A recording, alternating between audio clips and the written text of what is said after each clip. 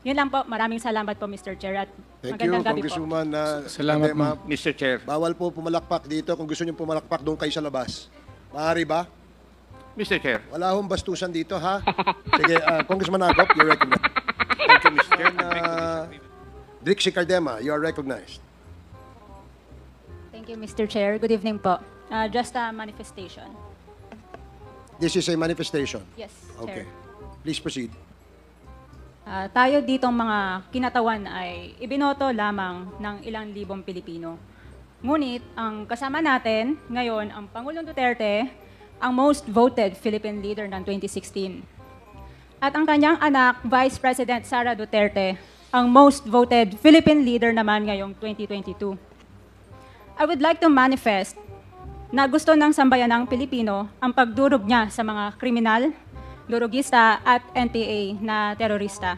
Kaya sila ibinoto at patuloy na mahal ng mga Pilipino.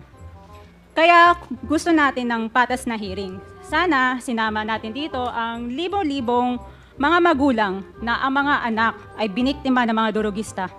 Ang mga ordinaryong Pilipino na naglalakad galing trabaho, tapos sinaksak o pinatay ng adik, lahat ng mga kababaihan, na kahit pati infant na babae ay ginahasa na ng adik. Libo-libo rin ang kanilang mga magulang at mahal sa buhay na wala dito ngayon. Awang-awa ang mga Pilipino sa mga inuseteng pamilyang na ito, kaya niluklok ng bansa ang Pangulong Duterte. Ang drug war ng Pangulo ay policy lamang. Hindi ito natupad kung hindi ito pinondahon ng Kongreso ng 6 na taon. Majority pa nga dito sa mga kinatawan ay naka-Duterte fist pa nung buong 6 na taon eh. Ang Duterte Youth Party List po ay patuloy na naninindigan sa Pangulong Rodrigo Duterte at pangalawang Pangulo, Sara Duterte, na naglingkod ng maayos, dumurog sa mga durugista, kriminal at NPA na terorista para proteksyonan ang milyon-milyong Pilipino. Bakit wala nag-iimbestiga dito o nag-iimbita sa atin sa sobrang raming Pilipino na biniktima ng mga durugista? And lastly, sa mga kongresista na kaalyado ng mga NPA, mahaya naman tayo sa topic ng pagpatay dahil kayo mismo, hindi kayo nagsasalita sa pagpatay ng NPA sa mga pulis, sundalo at mamayang Pilipino. Pati rin po sa mga natitirang resource persons na gustong mag-abogada papuntang ICC, si Attorney Maria Cristina Conti, na kandidato ngayon ng Bayan Muna Party List. Kasama po ang inyong katabi na si Nery Colmenares ng Bayan Muna. Sa NPA, nire-recruit ang mga kabataan para pabagsakin ang gobyerno at pumatay ng mga pulis, sundalo at tropa ng gobyerno. Hindi nyo naman kinokondena ang pagpatay nila. Ang kinokondena nyo ngayon ay ang dalawang naging most trusted leaders ng bansa na todo effort protektahan ang milyong-milyong mga Pilipino. In support sa advocacy sa Pangulong Duterte, ang Duterte Youth Party List ngayon, Kongreso ito, ang kaisa-isang nagpapanukala ng pagbalik ng death penalty para sa mga rapist, kidnappers, durugista at terorista. In behalf of the Duterte Youth Party List, kami ay nagpapasalamat sa todong suporta ng Pangulong Duterte at VP Sara Duterte sa mga tropa ng gobyerno at sa pagdurog nyo sa mga kriminal, durugista at NPA na terorista. Yun lang po. Maraming salamat po, Mr. Chair. At Thank you, magandang gabi po. Congresswoman. Salamat, Kadema. Mr. Chair. Bawal po pumalakpak dito. Kung gusto niyo pumalakpak, doon kayo sa labas. Maaari ba? Mr. Chair. Wala hong bastusan dito, ha? Sige, Congressman Agop, you're recognized. Thank you, Mr. Chair. I beg to disagree with my colleague. Kasi bata pa siya. Ako, I have given up my life for this country. The former president is only 2 years older than I am. But I have been fighting for this country. I was a member of the Philippine Constabulary and became a policeman after Republic Act 6975 was enacted. This statement of my colleague betrays her ignorance. Kung gusto po niya na magpa-imbestiga, mag-file siya ng resolution and maybe refer to the appropriate committee to be fair with her. She's a congressman. She knows the rules. However, your statement or your statements betray your ignorance of our rules here in this House of Congress.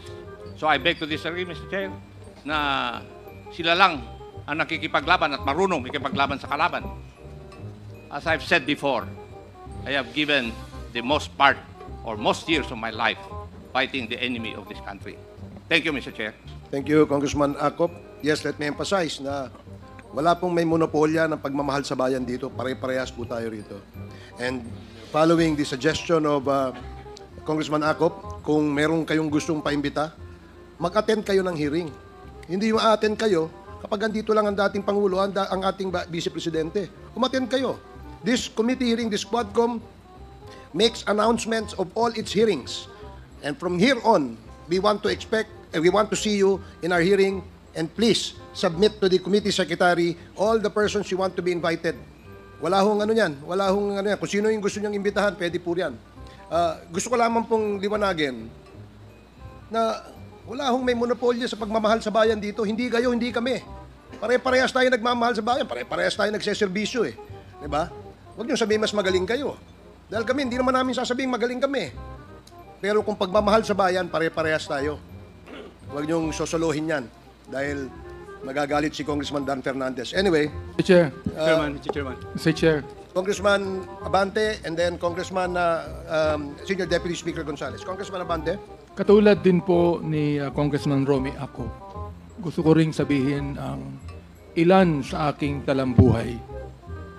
1986, Mr. Chair, muntik nang bumagsak ang Pilipinas sa NPA.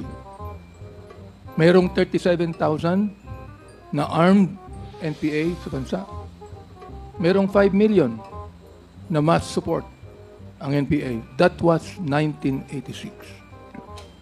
Kinausap ko ang dating Chief of Staff, si FBR, upang ang aming grupo ay makipag-ugnay sa CRS upang labanan namin ang NPA saan man sila naroroon. Bilang isang religious leader, wala po kaming dalang armas. In fact, kami po ay nag-create ng grupo na ang tawag confrontational evangelism. Na ang ibig sabihin nun, habang NPA ay naghahasik ng lagim sa mga bayan, kami naman ay nagtuturo ng Biblia at ng tunay na kalayaan sa bayan. Ako din po ang isa sa mga nagsuggest kay FBR nung araw na magtayo ng isang civilian force na magiging kasama ng armed forces. Naging pangulo po sa FBR. Kasama po ako doon. Naging konsyal ako ng Maynila. Andiyan po si Atty. Bebot Bello. Alam po niya na magkasama kami sa lakas nung araw.